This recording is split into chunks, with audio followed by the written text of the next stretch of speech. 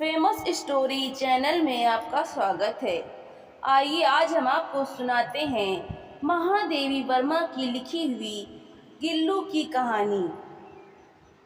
गिल्लू एक गिलहरी की कहानी है जो एक लेखिका के घर में रहती है।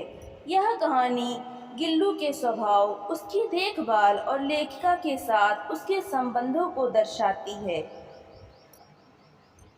तो आइए दोस्तों, अब हम कहानी की शुरुआत करते हैं। सोन जूही में आज एक पीली कली लगी है। इसे देखकर अनायास ही उस छोटे जीव का स्मरण हो आया जो इस लता की सघन हरितिमा में छिप कर बैठता था और फिर मेरे निकट पहुंचते ही कंधे पर कूदकर मुझे चौंका देता था। तब मुझे कली की खोज रहती थी, पर आज उस लघु प्राण की खोज है। परंतु वह तो अब तक इस सोन जूही की जड़ में मिट्टी होकर मिल गया होगा। कौन जाने स्वर्णिम कली के बहाने वही मुझे चौंकाने ऊपर आ गया हो। अचानक एक दिन सवेरे कमरे से बरामदे में आकर मैंने देखा दो कौवे एक गमले के चारों ओर चों चों से छुआ छुअल जैसा खेल खेल रहे हैं। यह काकभुसुंडी भी विचित्र पक्षी है, एक साथ समादरित, अनादरित, अति सम्मानित, अति अवमानित। हमारे बेचारे पुरखे न गरुड़ के रूप में आ सकते हैं, न मयूर के, न हंस के।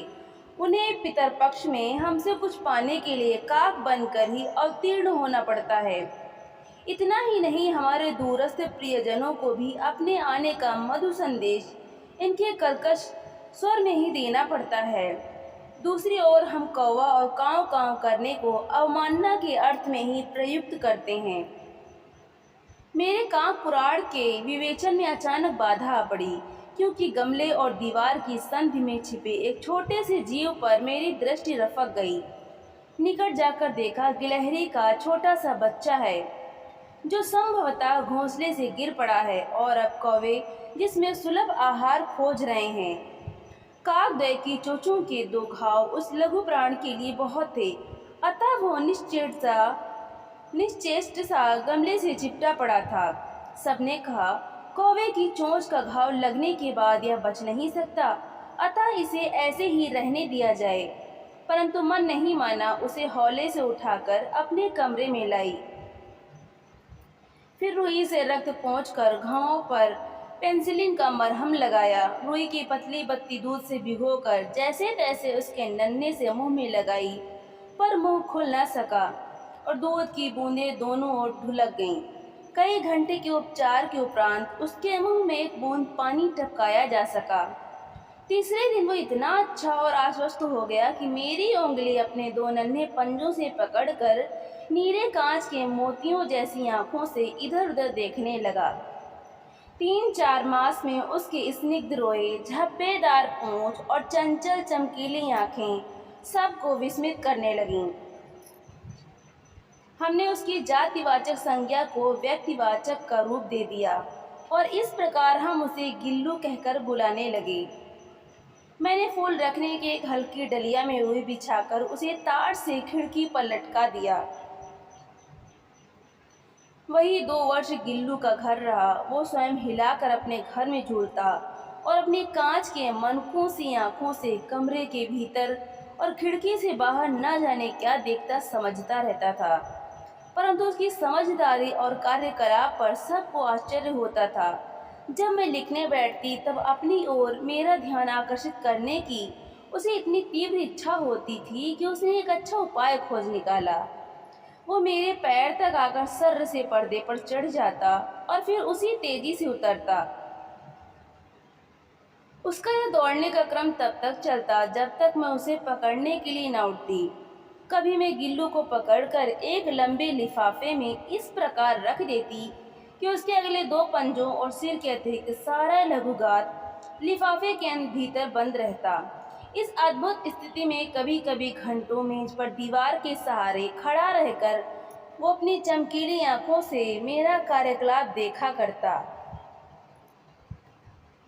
भूख लगने पर चिक-चिक करके मानो वो मुझे सूचना देता और काजू या बिस्कुट मिल जाने पर उसी स्थिति में लिफाफे से बाहर वाले पंजों से पकड़कर उसे कुतरता रहता। फिर गिल्लू के जीवन का प्रथम बसंत आया। नीम चमेली की गंध मेरे कमरे में हौले हौले आने लगी। बाहर की गिलहरियां खिड़की की जाली के पास आकर चिक चिक करके न जाने क्या कहने लगीं। गिल्लू को जाली के पास बैठकर अपनेपन से बाहर झांकते देखकर मुझे लगा कि इसे मुक्त करना आवश्यक है। मैंने कीड़े निकालकर जाली का एक कोना खोल दिया और इस मार्ग से गिल्लू ने बाहर जाने पर सचमुच ही मुक्त की सांस ली। इतने छोटे जीव को घर में पले कुत्ते बिल्लियों से बचाना भी एक समस्या ही थी। आवश्यक कागज पत्रों के कारण मेरे बाहर जाने पर कमरा बंद ही रहता है। मेरे कॉलेज से लौटने पर जैसे ही कमरा खोला गया और मैंने भीतर पैर रखा, वैसे ही गिल्लू अपने जाली के द्वार से भीतर आकर मेरे पैर से सिर और सिर से पैर तक दौड़ लगाने लगा। तब से यह नित्य क्रम हो गया। मेरे कमरे से बाहर जाने पर गिल्लू भी खिड़की की खुली जाली की राह बाहर चला जाता और दिन भर गिलहरियों के झुंड का नेता बना हर डाल पर उछलता कूदता रहता और ठीक 4 बजे वो खिड़की से भीतर आकर अपने झूले में झूलने लगता। मुझे चौंकाने की इच्छा उसमें ना जाने कब और कैसे उत्पन्न हो गई थी। कभी फूलदान के फूलों में छिप जाता, कभी पर्दे की चुन्नट में और कभी सोनजूही की पत्तियों में। मेरे पास बहुत से पशु पक्षी हैं और उनका मुझसे लगाव भी कम नहीं है, परंतु उनमें से किसी को मेरे साथ मेरी थाली में खाने की हिम्मत हुई है, ऐसा मुझे स्मरण नहीं आता। गिल्लू इनमें अपवाद था। मैं जैसे ही खाने के कमरे में पहुंचती, वो खिड़की से निकलकर आंगन की दीवार, बरामदा पार करके मेज पर पहुंच जाता और मेरी थाली में बैठ जाना चाहता। बड़ी कठिनाई से मैंने उसे थाली के पास बैठना सिखाया, जहां बैठकर वह मेरी थाली में से एक एक चावल उठाकर बड़ी सफाई से खाता रहता। काजू उसका प्रिय खाद्य था और कई दिन काजू ना मिलने पर वो अन्य खाने की चीज़ें या तो लेना बंद कर देता या झूले से नीचे फेंक देता था। उसी बीच मुझे मोटर दुर्घटना में आहत होकर कुछ दिन अस्पताल में रहना पड़ा। उन दिनों जब मेरे कमरे का दरवाज़ा खोला जाता, गिल्लू अपने झूले से उतरकर दौड़ता और फिर किसी दूसरे को देखकर उसी तेज़ी से अपने घोंसले में जा बैठता।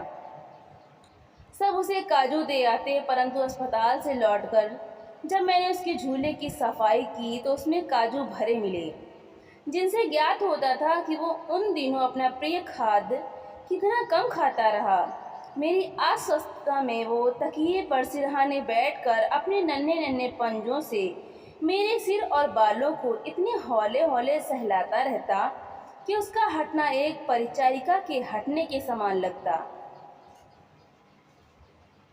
गर्मियों में जब मैं दोपहर में काम करती रहती तो गिल्लू ना बाहर जाता ना अपने झूले में बैठता। उसने मेरे निकट रहने के साथ गर्मी से बचने का एक सर्वथा नया उपाय खोज निकाला था। वो मेरे पास रखी सुराही पर लेट जाता और इस प्रकार समीप भी रहता और ठंडक में भी रहता। गिलहरियों के जीवन की अवधि 2 वर्ष से अधिक नहीं होती, अतः गिल्लू की जीवन यात्रा का अंत आ ही गया। दिन भर उसने न कुछ खाया न बाहर गया। रात में अंत की यातना में भी वो अपने झूले से उतरकर मेरे बिस्तर पर आया और ठंडे पंजों से मेरी वही उंगली पकड़कर हाथ से चिपक गया जिसे उसने अपने बचपन की मरणासन स्थिति में पकड़ा था। पंजे इतने ठंडे हो रहे थे कि मैंने जाग कर हीटर जलाया और उसे उष्णता देने का प्रयत्न किया, परंतु प्रभात की प्रथम किरण के स्पर्श के साथ ही वो किसी और जीवन में जागने के लिए सो गया। उसका झूला उतार कर रख दिया गया है और खिड़की की जाली बंद कर दी गई है, परंतु गिलहरियों की नई पीढ़ी जाली के उस पार चिक चिक करती ही रहती है और सोनजूही पर बसंत आता ही रहता है। सोनजूही की लता के नीचे गिल्लू को समाधि दी गई है, इसलिए भी कि उसे वो लता सबसे अधिक प्रिय थी, इसलिए भी कि उस लघुगात का किसी वासंती दिन जूही के पीता छोटे फूल में खिल जाने का विश्वास मुझे संतोष देता है। तो दोस्तों, आपको ये कहानी कैसी लगी? लाइक करें, शेयर करें और कमेंट करके हमें ज़रूर बताएं। और ज़्यादा से ज़्यादा चैनल को सब्सक्राइब करें। तो मिलते हैं अगली नई कहानी के साथ। बहुत बहुत धन्यवाद।